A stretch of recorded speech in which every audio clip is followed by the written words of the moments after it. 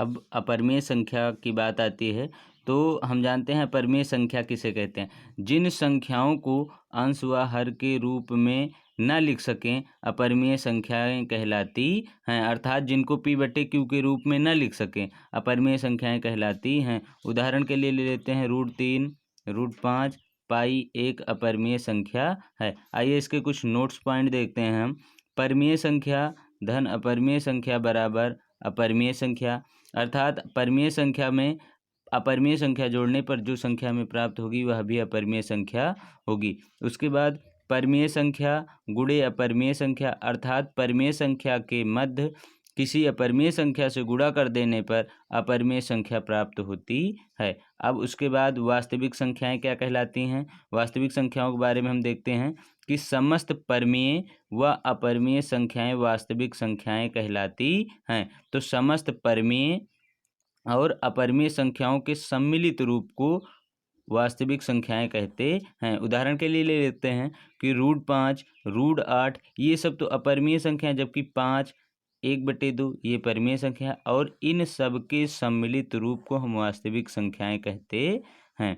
अभाज्य संख्याएं, अभाज्य संख्याएं किसे कहते हैं कि एक से बड़ी हुई संख्याएं जो एक एवं स्वयं के अलावा किसी दूसरी संख्या से नहीं कटती हैं अभाज्य संख्याएं कहलाती हैं। जैसे 2, 3, 5, 7, 11। अब देखते हैं 2 या तो ये 1 से विभाजित होगा या तो ये 2 स्वयं से विभाजित होगा। इसी प्रकार 3 या तो 1 से विभाजित होगा या तो स्वयं से विभाजित होगा। इसी प्रकार समस्त संख्याएं एक और स्वयं के अलावा विभाजित होंगी, इसलिए हम इसे कहते हैं अभाज्य संख्याएं।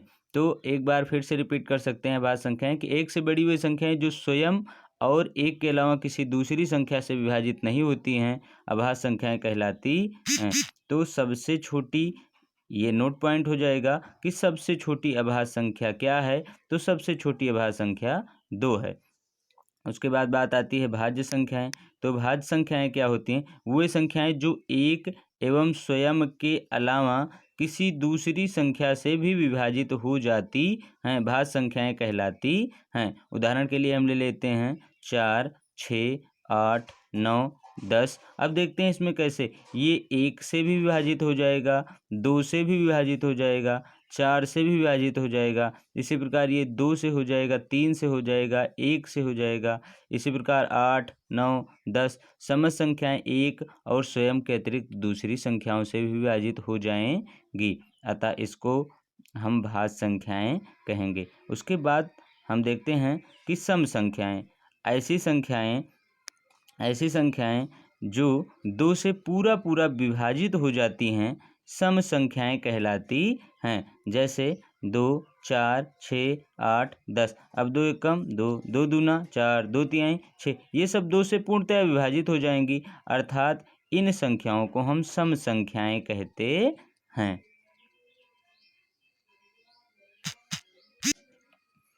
अब देखते हैं विषम संख्याएं। तो विषम संख्याएं क्या हैं। ये सम संख्या का अपोजिट है। वे संख्याएं जो 2 से पूरा विभाजित नहीं होती हैं विषम संख्याएं कहलाती हैं।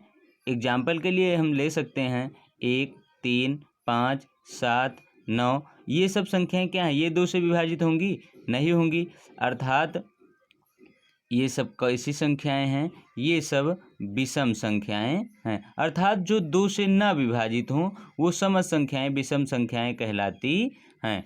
अब देखते हैं सह अभाज्य संख्या। तो सह अभाज्य संख्याएं क्या होती हैं। 2 या 2 से अधिक ऐसी संख्याएं जिनका महत्तम समापवर्तक अर्थात मासा 1 हो सह अभाज्य संख्याएं कहलाती हैं। अर्थात 2 या 2 से अधिक संख्याओं का ऐसा समूह जो एक और स्वयं के अतिरिक्त किसी दूसरी संख्या से विभाजित न हो सहभाज्य संख्याएं कहलाती हैं और उनका मासा 1 हो।